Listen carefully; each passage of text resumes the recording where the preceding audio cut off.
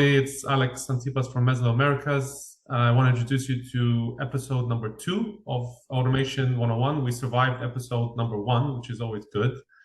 Don't forget, this is the purpose behind this is to really expand the whole conversation about lab automation and to pick the brains of experts so they can share their knowledge. So in the end, that we all have a better understanding of lab automation. I'm really happy today. We have another expert with us, Michael Vuke from Hamilton Company. Hi, Michael. Yes. Hey, thanks for having me. Well, thanks for coming on. You obviously watched the first episode and thought you'd want to partake in episode number 2. Super. Yes, without sounding like I'm just trying to butter you up, I did actually really enjoy that episode. I'm excited to be part of this, and hopefully I don't scare off the next guest. Hopefully. Okay.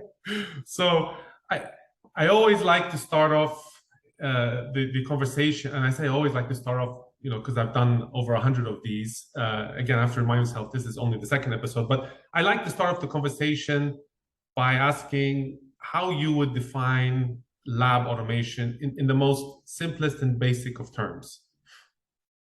Yeah. So I think to give kind of a dictionary definition, I think lab automation is just taking what is currently a manual or a human process and using a machine or robot to accomplish it.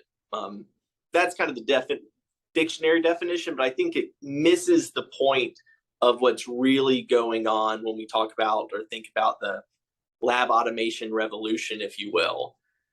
I think that people are really starting to rethink what it means to be a scientist. The core is the same. Obviously, we're learning, we're expanding human knowledge, we're testing things, but I think the trappings are changing somewhere. Do we really need to be spending days, weeks, or even cumulative months of your life and career doing things like opening tubes or pipetting? That doesn't do anything to drive knowledge in and of itself.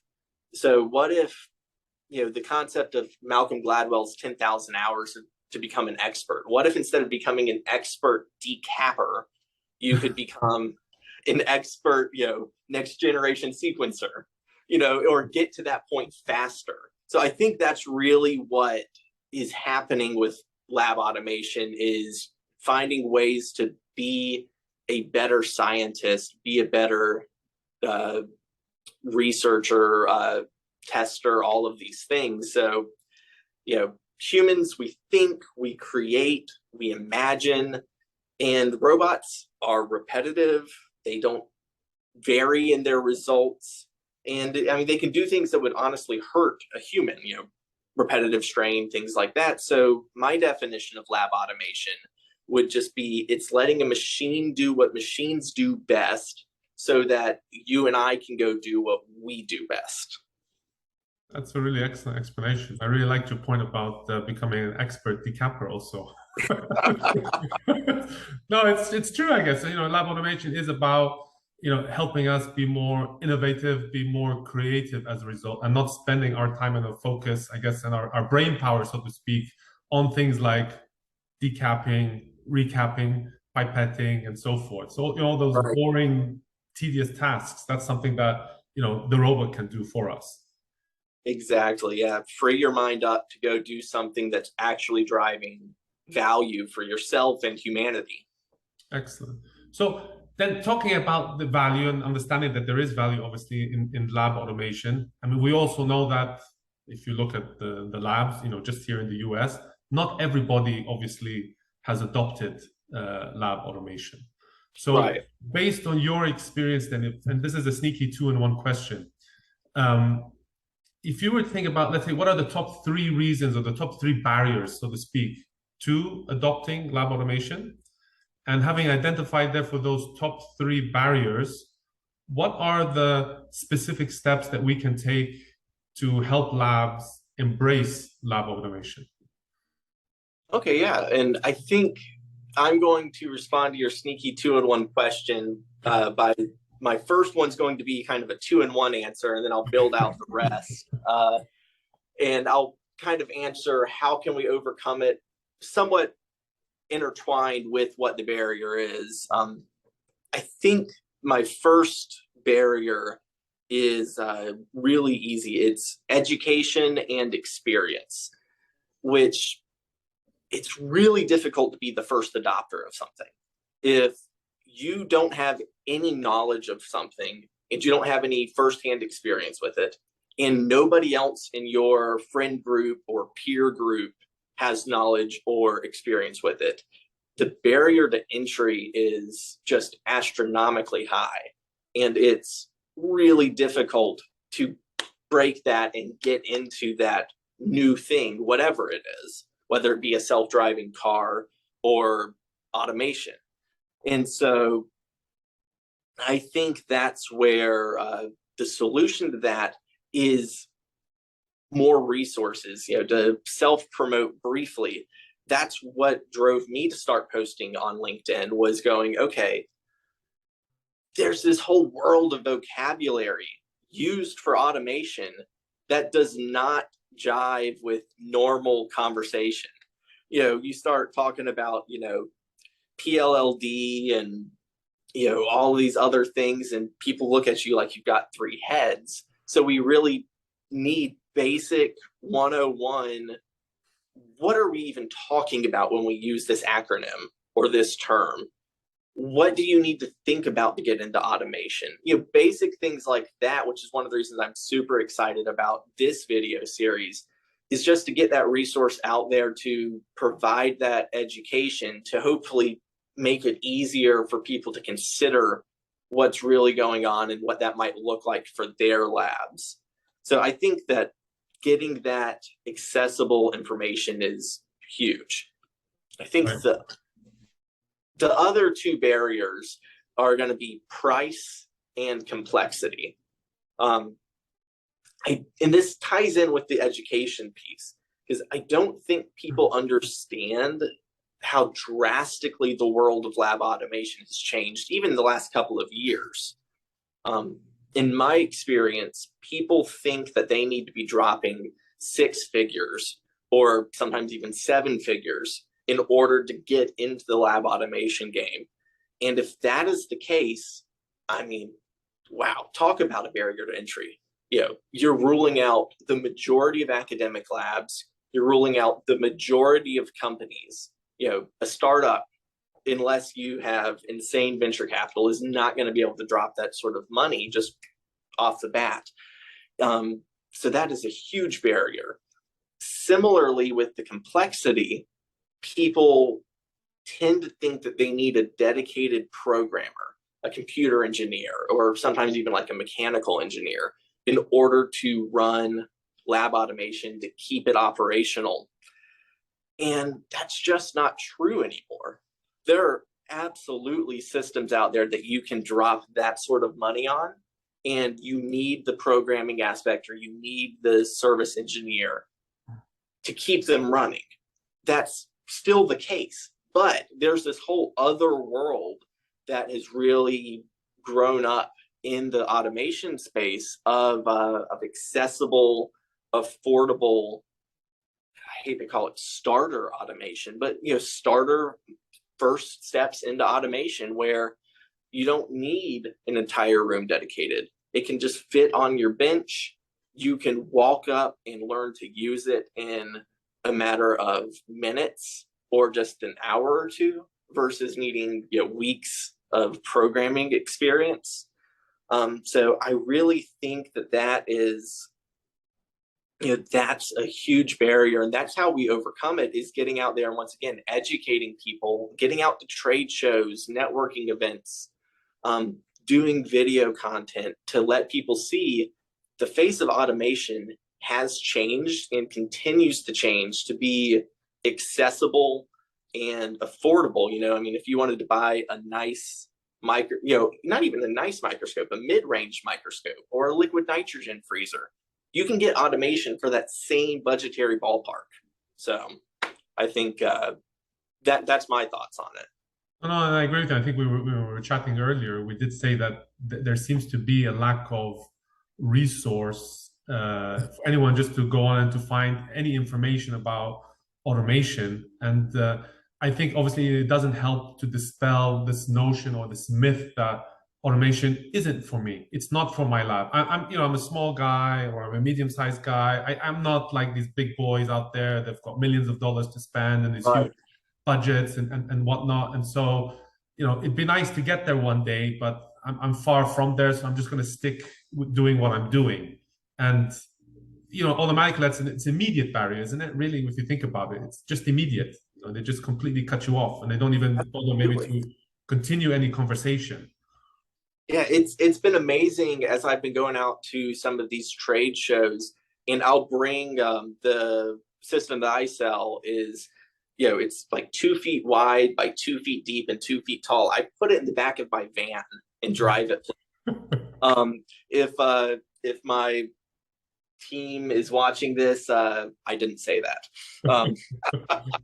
But no, I drive it around places, and having this at trade shows, I see the like Eureka moment happen as I'm talking with labs or lab directors, lab staff, and they come in and they see this, and you get to talking about them. They start going like, "Wait, this is a full liquid handler?" But yes. And then I'll ask them, "Hey, how much do you think it costs?" And they go, "Oh, it's $100,000. It's $120,000." And I go, "You're off by almost $100,000. It's $20,000. It's $30,000." And it's like mind blown. And they get excited. They lean in. Where before it was kind of this, I'm coming to the automation booth just to kind of fantasize, see what's out there. And then all of a sudden it gets real. It's like, oh, I might be able to do this. What might that look like in my lab? Can you do this? Can you do that? And it's a complete shift in mentality. And I mean, that's one of the favorite parts of my job is like seeing that light bulb moment where it's like, oh, it's available for all of us now. Yeah, exactly. It's accessible for everybody. So, I mean, I know we talk a lot about the benefits of lab automation, and it's amazing, and it really is. I mean, there's some great case studies, but everybody always plugs the positive side of automation. And like I said, there's case studies, there's white papers. I don't think you ever see anything about failure in lab automation. But the reality is, I think we can all. It's funny because if you think about organizations, if you want to be a leader in an organization, like they ask you about your failures and how failure is great. It's a great thing for your personal growth and what did you learn from the failures and so forth. Right. We don't really talk about failures in lab automation because everything's always perfect. But the reality is, we live in a real world. Everything is not perfect, and sometimes lab automation solutions just fail miserably. So, from your experience again, why do you think that's the case?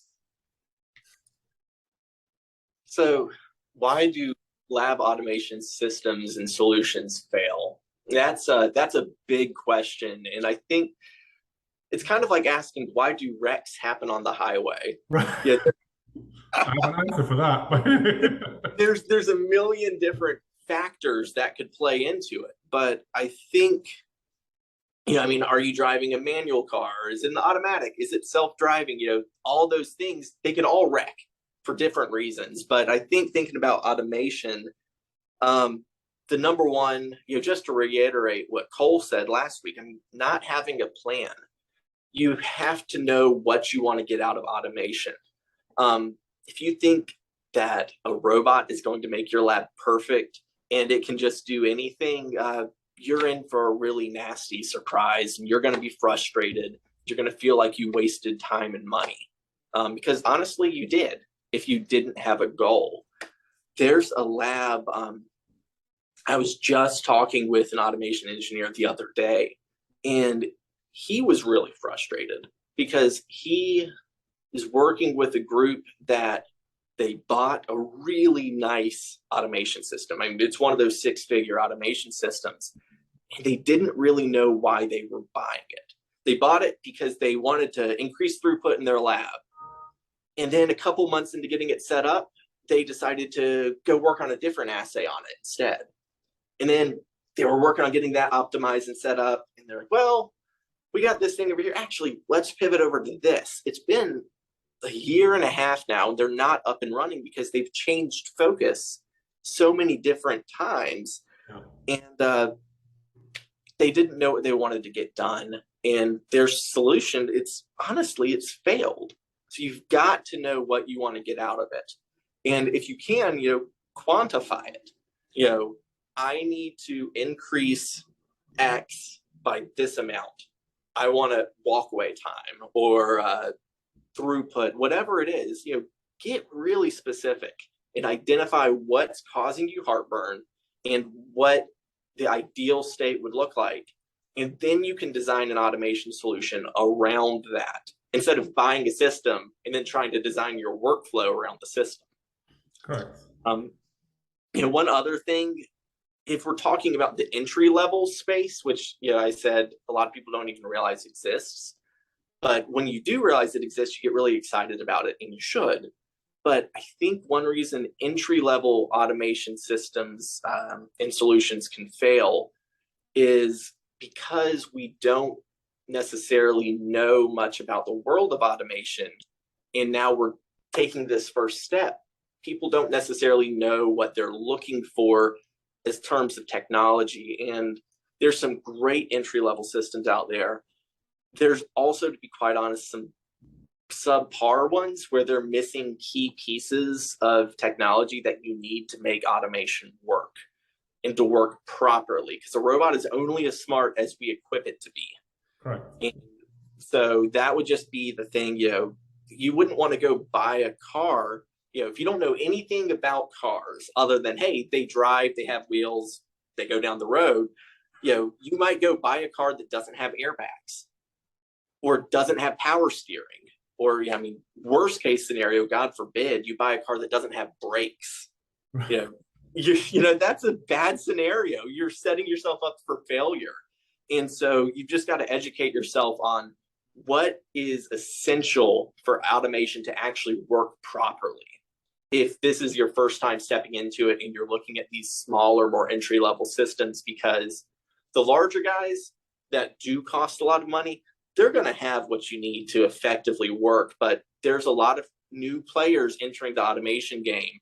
So just do your due diligence, research, find somebody who knows automation, talk to them about, hey, how do I keep it from failing in this way? What tech do I need? And, go from there, do your research, do your due diligence.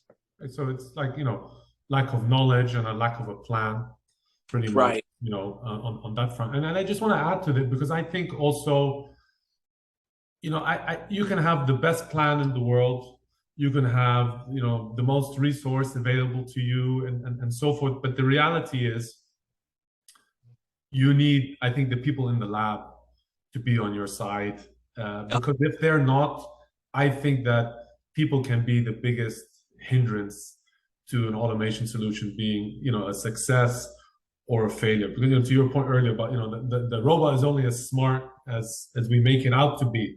Yeah. And I think the solution, obviously somebody has to put it into practice, it has to work and so forth. But if you haven't got your team behind you who are like embracing and thinking, yeah, this is great, this is really going to help my job, I think it's probably destined for failure, unfortunately, in that regard. Completely agree. And that leads me, therefore, to my final question, the people question, because we know that any change in general, whether it be lab automation or maybe you get acquired by another company or whatever it may be, you get a new boss and so forth. Any change can create anxiety. Any change can create a little bit of stress. People do tend to demonstrate at times, a resistance to change. Sometimes out of fear, for example, how's this going to impact on my job, on my role? Am I still going to have a job at the end of this, and so forth? And so, from that perspective, therefore, what can we do to, and I say the lab people, get the guys in the lab to embrace lab automation? Yeah, I completely agree that people are essential, which, once again, as an automation guy, people think I'm trying to get rid of people sometimes, but no, like, people are the linchpin here. I think, how do we ensure that they're getting on board? I mean, I don't think we can ensure it, but the biggest thing is, we've got to listen. we really have to listen to them. As to make this personal example, people think that, I'm in sales. People think that as a sales rep, my job is to have all the answers and to force my system into every scenario and every lab and just sell, sell, sell. And that's really not my job. My job as a salesperson is to listen to what people are saying, understand what their needs are, understand if there's pain there, what is their pain, and then understand my products well enough that if, and I got to stress, if there's a fit where my stuff might help address the pain and make it better, then we talk and engage. And so to take that out of sales, and talk just generally about automation, I think it's the same thing as an advocate for automation. It's not the right solution for every single lab, every single application. So I can talk all day about why I think automation is great. And that may not mean anything to somebody else because it doesn't deal with their world, their problem. So I think the biggest thing we can do to ensure people get on board is talk to them, listen to them, really understand what's going on. What don't they like about their workflow? Is that something automation could help with? It might be. It might just be they need a different chemistry at play, because if you use a inferior chemistry on automation, you're just going to get inferior results faster, So let's figure out what the problem is and address that. And maybe automation is part of that, maybe it's not. So really listen and understand. And then as we're talking to people, a lot of times automation can help, and that's going to come up where we see those pain points and maybe they haven't considered automation as a potential solution. So when we listen, when we talk, then it's a very natural conversation about, okay, yeah, you're dealing with this. I've seen other labs deal with that. Here's how they addressed that problem. And here's how automation fit into that. Does that make sense for your group? Why or why not? And it's a very natural conversation. And it really lowers the friction because people start to realize that you and me, we're not in there to force automation down their throats. Yeah. We really genuinely want to make their lives better. We want their labs to be more efficient. We want their quality of life to improve. So I think that is a big piece. I think the one other thing I would say in trying to kind of lower that barrier, get people on board with this idea of automation, is to encourage creativity. I'm a huge nerd. I love sci-fi. One reason I love good sci-fi is because it promotes this awestruck view of the world, I think. What if thinking. And my son lives in this mode. He's at the great young age. He's like, what if our car was also an airplane? It's like, I don't know. What would that look like? I think we lose that as adults a lot of times, where cars aren't airplanes. That's a stupid question. But let's get back into that sandbox mentality. There was a professor I was talking to down at Auburn who he got it. He had that what if thinking where he was putting together this idea of, man, like, what if I could take a freshman in college and have them sequence a genome in one semester? He's like, I could use some entry-level lab automation, like the prep, and I could do that, and then I could use like Oxford Nanopore technology, and that's affordable and it's small scale, and I could take these different pieces, put them together, and all of a sudden, a freshman who has no science experience could walk out after one class being like, I just sequenced the genome. I heard him talk about that. Oh my God, like, I never considered that application, using this in a teaching environment and what it might do there. That's amazing. Talk about lowering the barrier to science, and enabling a student to think outside the box and go, wow, science might be for me. I can imagine I can do these crazy things that, can you imagine talking to the people that did the Human Genome Project back in the day when they were working on it? and going, oh yeah, we might have a freshman in college do this in one semester affordably. Like, wow. So listen, enable creativity. And I think that's how we succeed, not just as automation advocates, but just as people, just as human beings. That's how we succeed in life. And I think it's the same thing for automation. Right. Well, I mean, Michael, I just want to say thank you very much. I mean, you've been a wonderful guest. Clearly, you're very passionate, very excited about lab automation, which it shines through, which is great to be honest with you. No, so thank you very much. Really appreciate it. Thank you. I really enjoyed having this conversation. I love those moments where I get to kind of sit back and dream with somebody else. So thank you for having me.